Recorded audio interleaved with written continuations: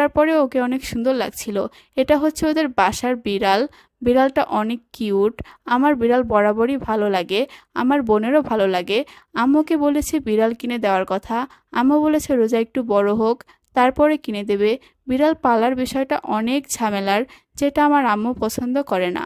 তারপর রোজা আর আফরা আমার সাথে লুকোচুরি খেলছিল।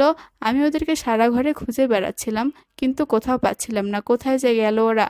ওদেরকে খুঁজতে খুঁজতে আমার মাছেদের সাথে দেখা। এখানে প্রায় 15-16টা মাছ ছিল, যেগুলো অনেক সুন্দর ছিল।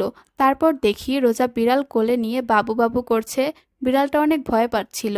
ওরা বিড়ালের সাথে খেলতে অনেক পছন্দ করে, কিন্তু বেচারা বিড়াল, ও তো অনেক ভয় পায়।